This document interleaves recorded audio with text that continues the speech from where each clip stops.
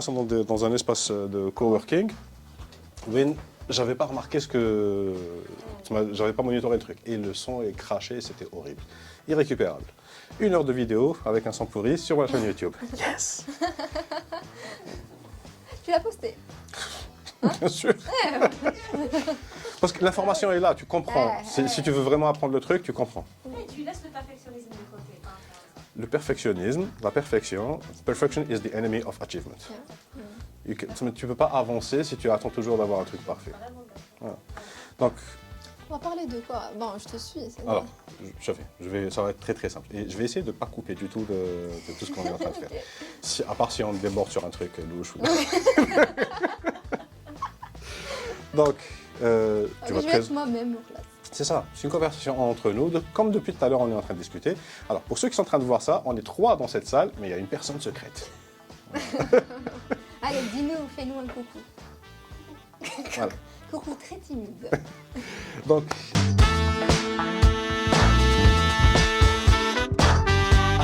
bonjour à tous et bienvenue dans Sabel Public Podcast. Aujourd'hui, j'ai une invitée très spéciale qui va nous parler d'elle et je la laisse se présenter. Coucou, c'est Soraya. Je suis créatrice de contenu et j'ai aussi une agence en branding digital. Voilà. Excellent.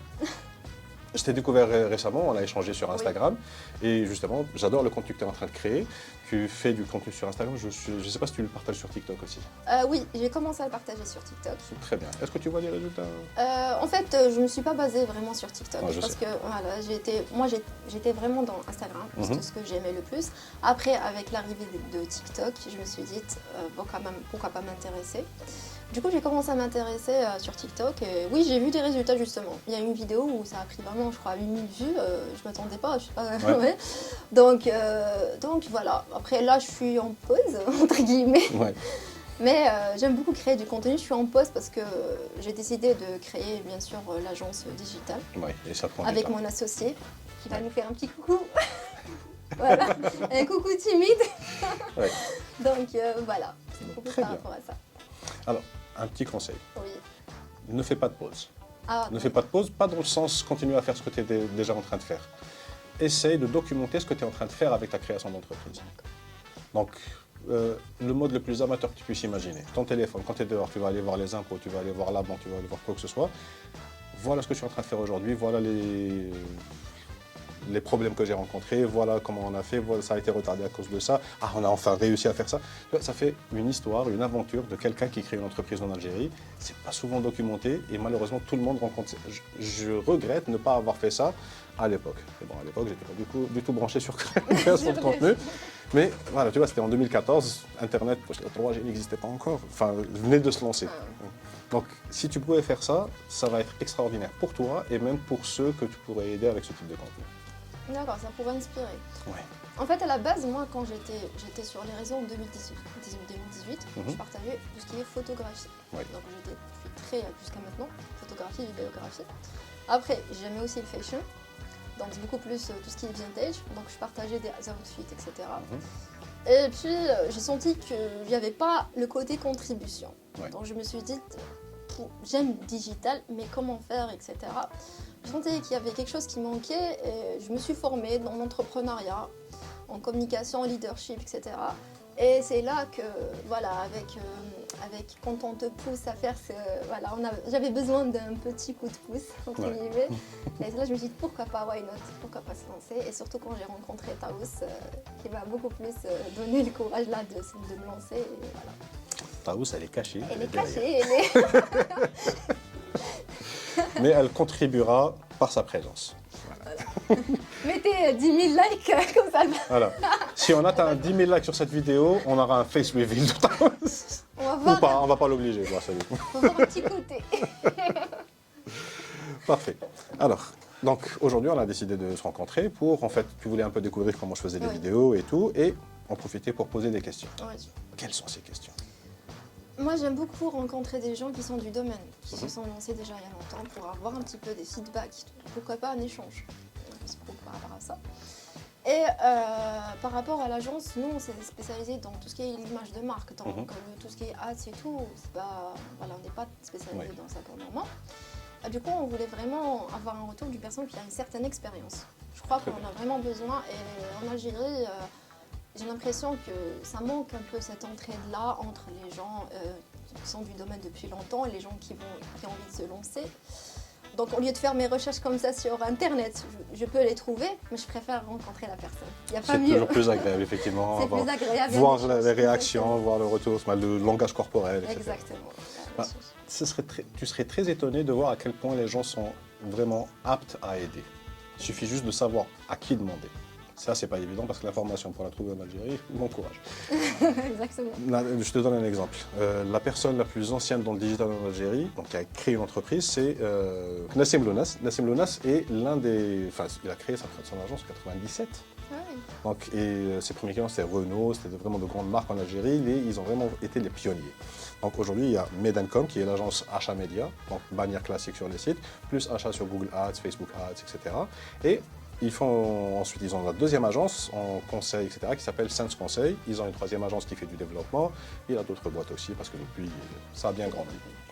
Mais Nassim, tu lui poses la question que tu veux, il te répond. C'est l'une des personnes les plus agréables, déjà super sympathique, très très gentil, et tu lui poses la question que tu veux, il y a la réponse. Il y a l'agence Scalable, voilà, l'agence c'est Scalable, Kif Kif. Lui, il fait que du ads.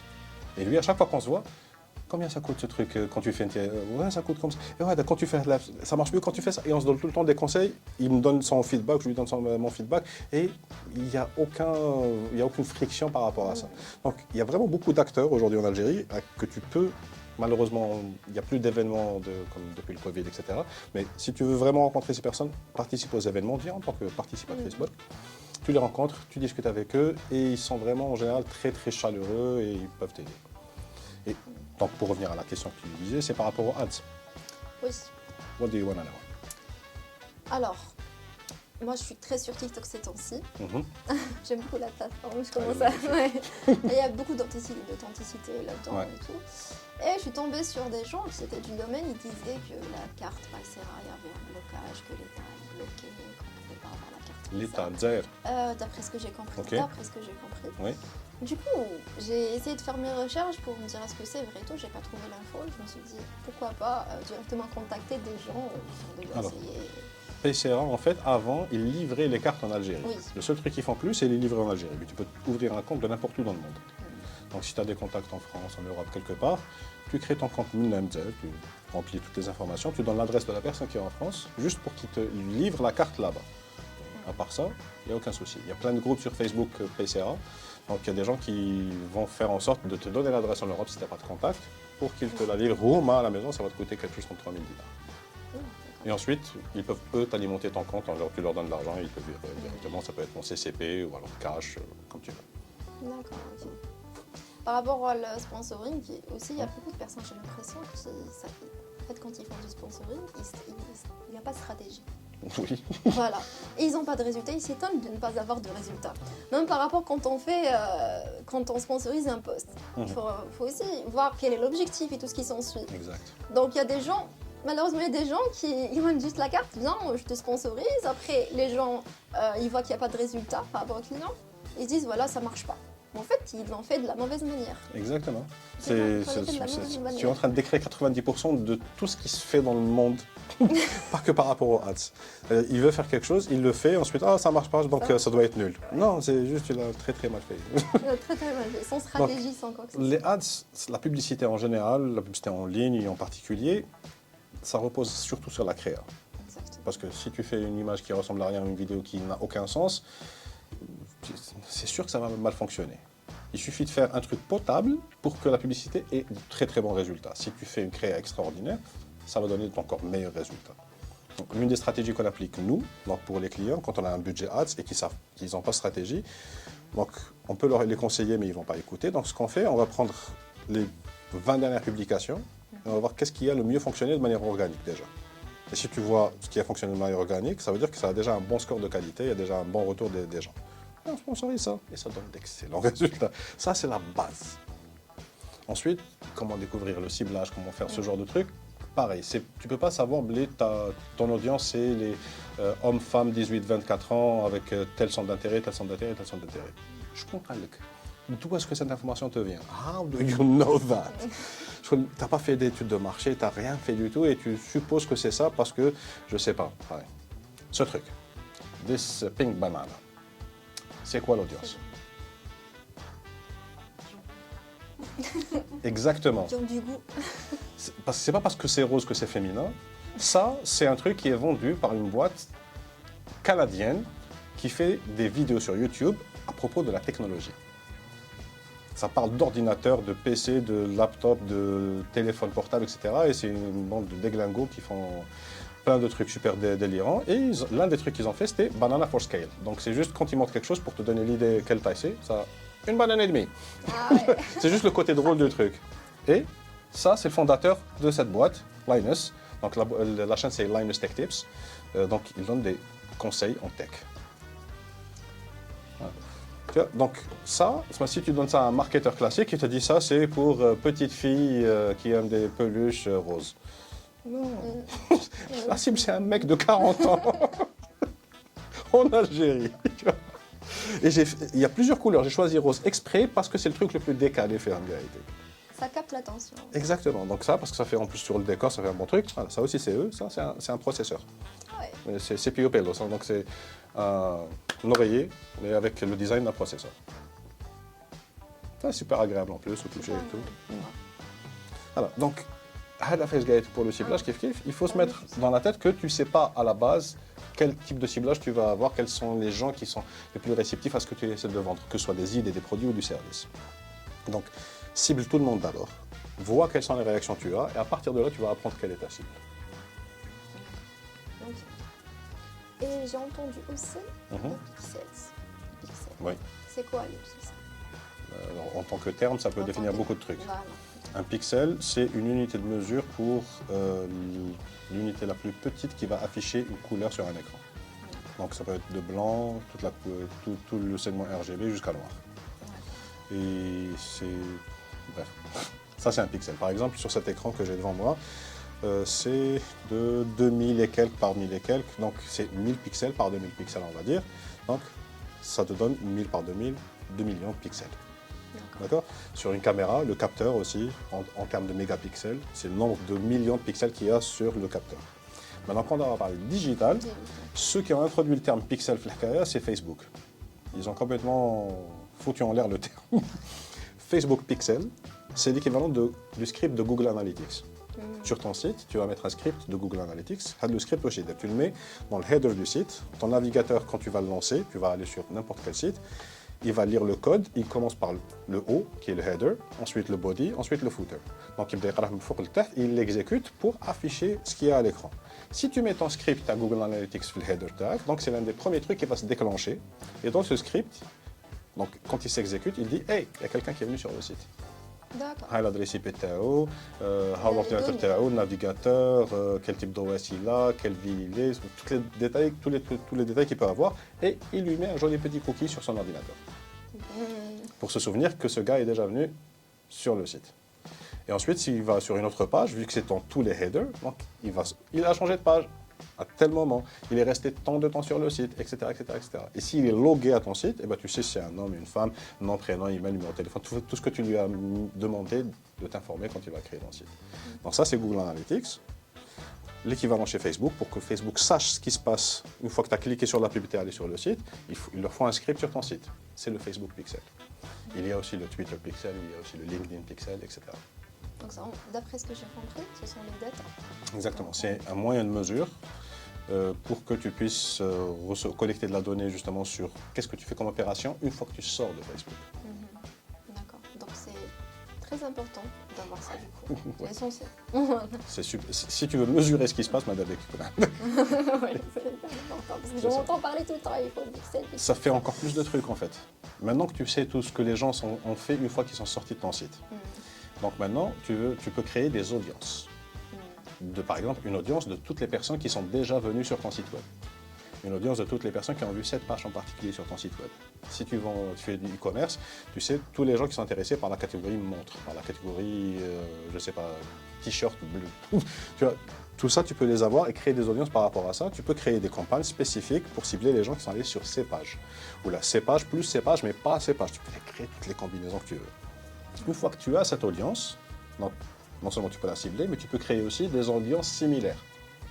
Donc, lookalike audiences, donc sur Facebook, même sur Google, sur toutes les plateformes qui font de la pub, ils vont te chercher dans la base de données, tu as les gens qui utilisent leur service, les gens qui ressemblent à cette population, mais qui ne sont jamais venus sur ton site.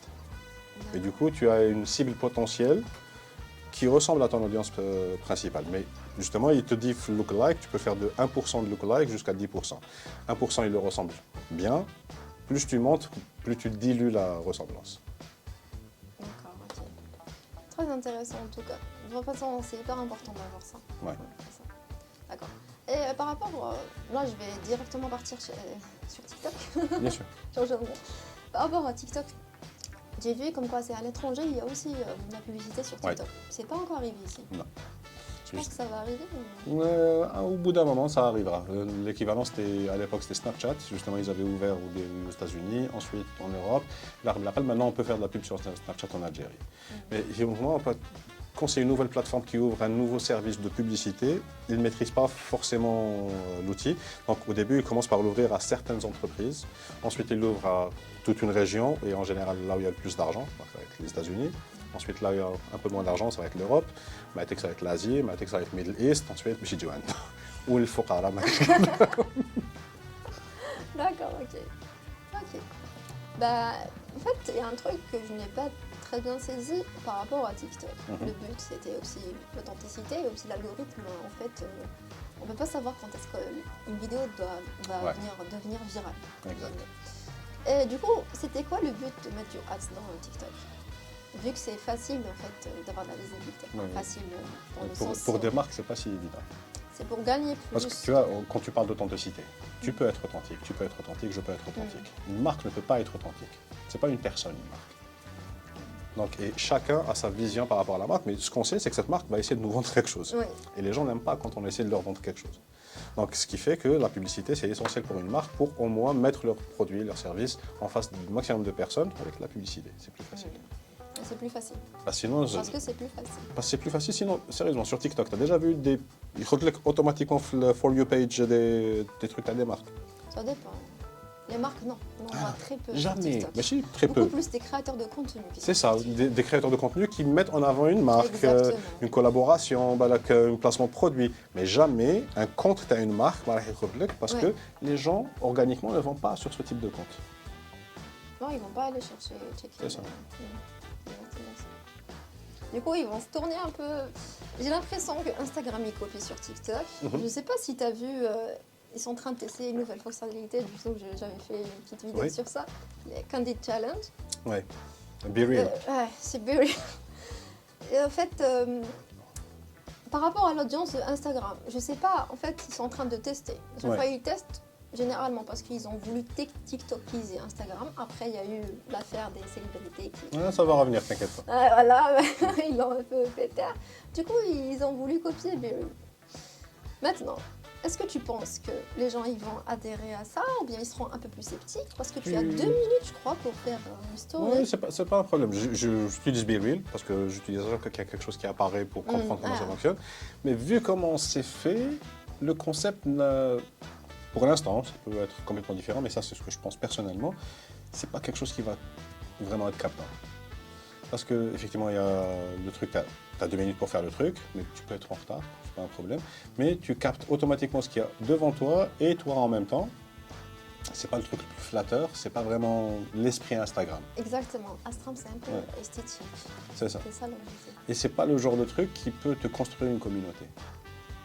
Chose qui n'est pas du tout côté Instagram. C'est comme en fait, comment il s'appelle, l'autre application qui maintenant personne n'en parle, truc audio. Clubhouse, merci. Clubhouse, plus personne n'en parle.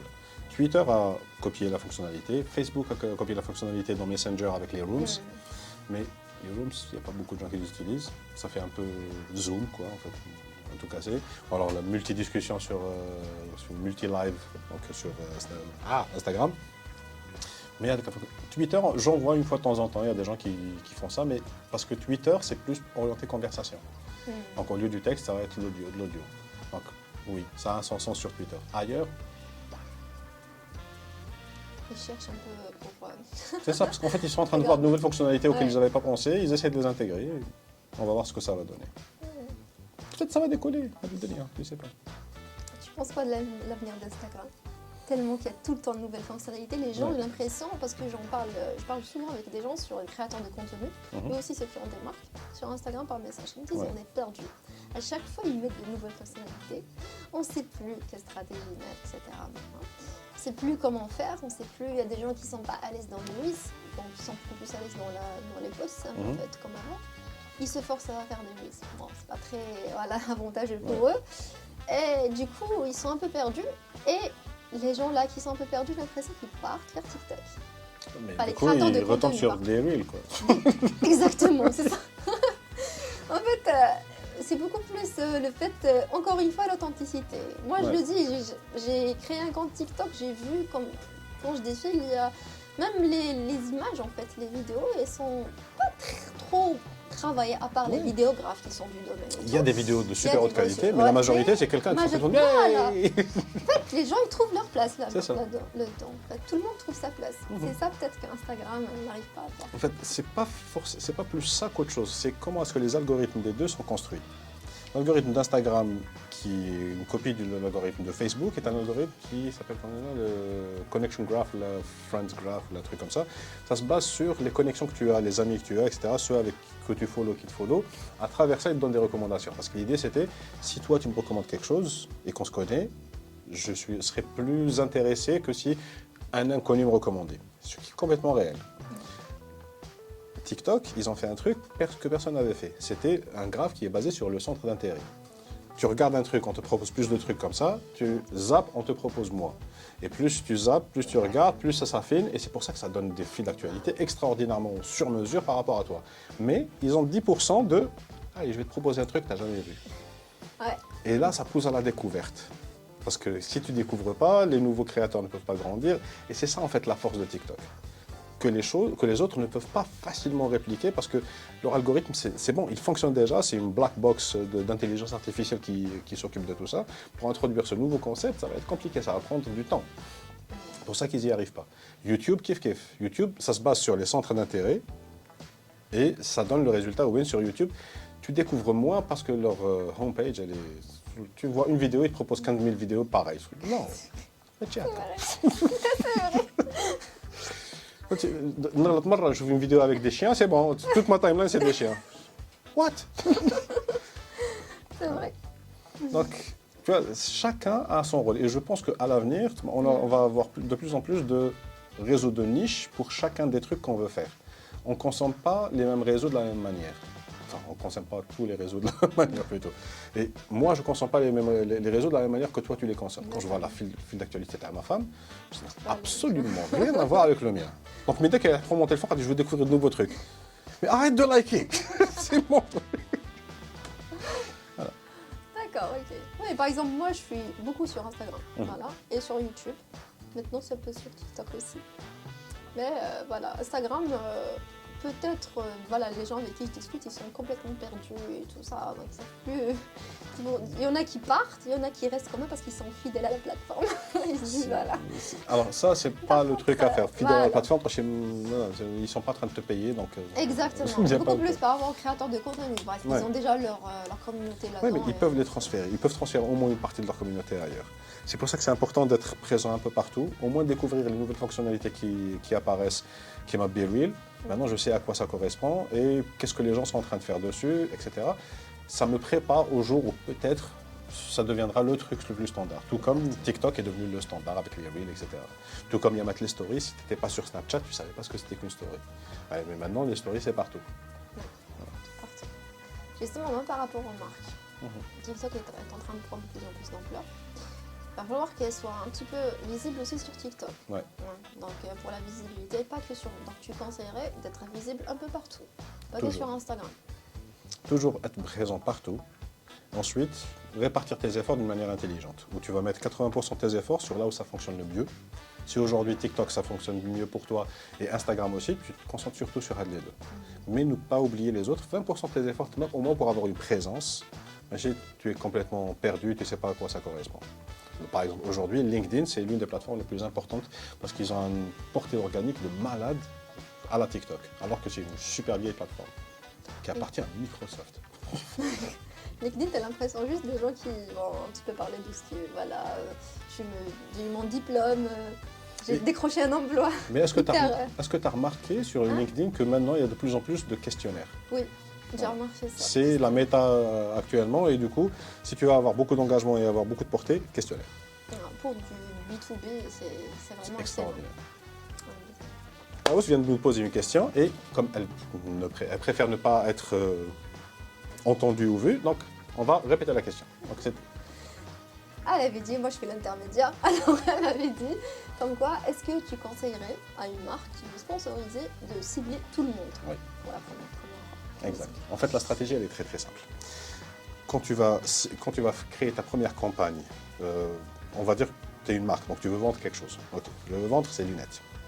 Ce que je vais faire d'abord, la meilleure stratégie pour avoir le meilleur ciblage possible, je vais faire une vidéo qui parle de ces lunettes, mais d'une manière scientifique ou d'une manière où je n'essaie pas de vendre. Je donne les avantages à qui ça s'adresse, pourquoi on utilise cette matériau.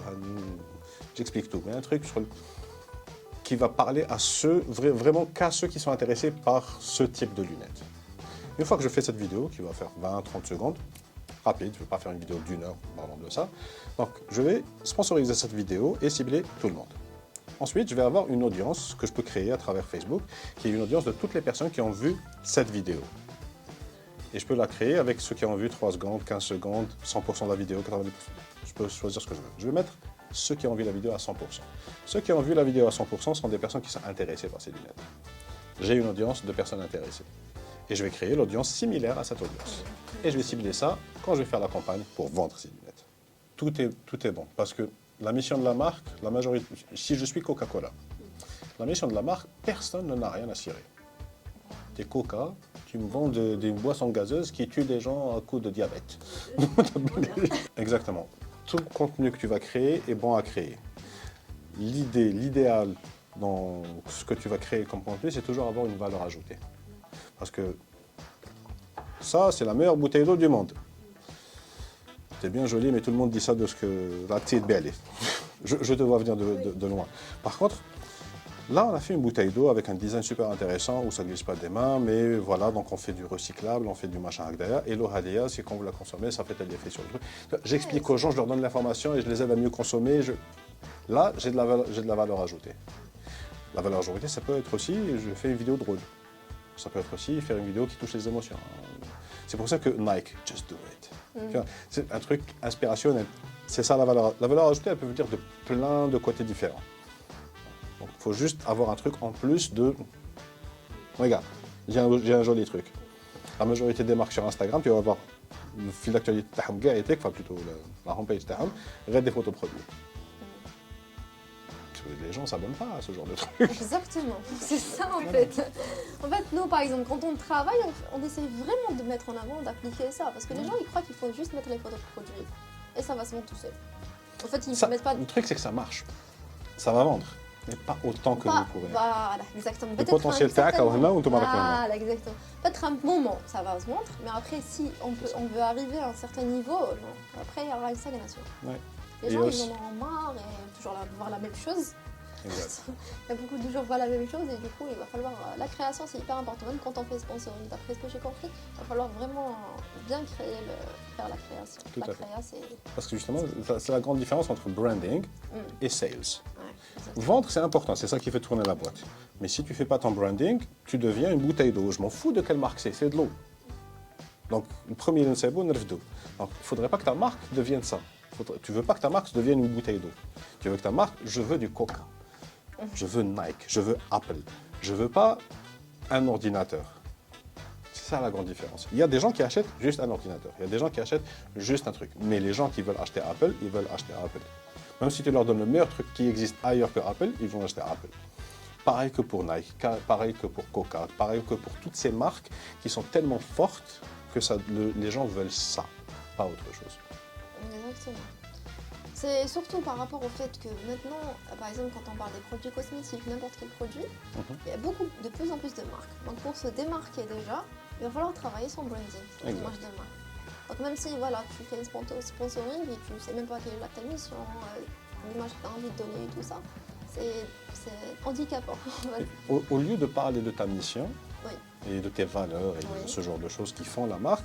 Il faut effectivement, bien clairement les définir pour la marque en elle-même. Et ensuite, c'est à partir de ça que tu vas pouvoir créer du contenu qui va refléter cette mission. Voilà. Apple, c'est très simple. Design, simplicité. Toute leur créa, toute leur pub, tout leur truc, c'est design et simplicité. Ça ne va jamais parler d'autre chose. Ça Nike, reste just do it. Que des gens qui font quelque chose. Et ça se reflète aussi même dans leurs vidéos, dans la création en fait. Même quand on rentre sur leur compte, quand on voit un petit peu le site et tout ce qui s'ensuit, ça reflète directement les marques. Exact. Et du coup, on va directement savoir si on est concerné ou pas. Ouais. C'est un peu un filtrage aussi. Par exemple, si les gens ils se sentent pas concernés dans ça. Exact. Parce que l'idée, c'est t'essaies pas de vendre à tout le monde. Exactement. Si on vend Tu essaies de pas vendre à n'importe qui. assez de clients pour faire tourner la boîte et la faire grandir. Mm, Et plus tu grandis, plus tu pourras avancer. Exactement. C'est ce qu'on essaie de faire justement avec mon asso aussi. Parce qu'on a l'impression que les gens, ils ont un petit peu oublié en fait l'image de marque. Ils sont Ouais. juste là pour vendre. Ah oui, parce que vendre, c'est facile. C'est Vendre, facile. mais c'est pas facile. Vendre, quand tu vends, tu fais rentrer de l'argent, tu sens où on a l'effort tac. Exact. Mon retour sur investissement. Le branding, tu vas pas le voir tout de suite. Pas tout de suite, c'est à la langue. Exact. Mais quand ça commence, quand il commence vraiment à générer ses fruits, c'est bon Il n'y a quoi. rien c'est- qui peut battre ça. Exactement, Ouais. c'est comme une start-up en fait. Quand Exact. les débuts, elle galère. Mais dès qu'elle arrive au seuil là, où Ça décolle. ça décolle. Ouais. Exactement ça. Mhm. Ça sera à l'effet exponentiel. Exact. Et celle-là, je vais la garder. Les effets sont longs. Mais le marketing et le branding, ça travaille ensemble. C'est C'est ça. deux axes qui doivent travailler ensemble. En fait, le branding, c'est une part Exactement. du marketing. Les sales aussi, c'est une part du marketing. C'est juste, il ne faut pas faire l'un sans l'autre. Exactement. Il faut savoir quand commencer, quand on va dans le sales et quand on va dans le branding. Ouais. Tu connais le film Everything, Everywhere, All the Time. Ouais, j'ai- Ouais. Excellent film, d'ailleurs, à recommander, je fais super chouette. Marketing, c'est ça. Everything, everywhere, all the time. Tu es censé faire du marketing tout le temps parce que tu es censé faire du branding tout le temps, tu es censé faire des ventes tout le temps et tu es censé faire tout le reste du marketing tout le temps. C'est pas quelque chose que ah non, je vais faire juste des ventes. À un certain moment, tu vas trouver voilà la limite. Et là, non, c'est ça ma limite. Tu vends toujours aux mêmes personnes et ils vont pas tout le temps acheter ton produit. Donc, tu dois te faire découvrir. Pour te faire découvrir, il faut de la notoriété. La notoriété, c'est du branding. Ce fut un plaisir de vous recevoir. Moi aussi, franchement. À nous aussi.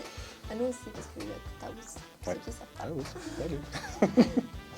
Donc, Ah ouais. j'espère vous revoir bientôt. Oui. Donc, peut-être qu'on fera d'autres vidéos ensemble. Peut-être qu'on va continuer juste à collaborer. Et si donc, vous voulez retrouver Soraya sur Internet, je vous laisse les liens dans la description et vous allez pouvoir la retrouver. Voilà. Ce fut un réel plaisir. Moi aussi. Regardez comme ça. Franchement, c'était vraiment cool. Et on vous revoit bientôt avec de nouvelles vidéos. Ciao!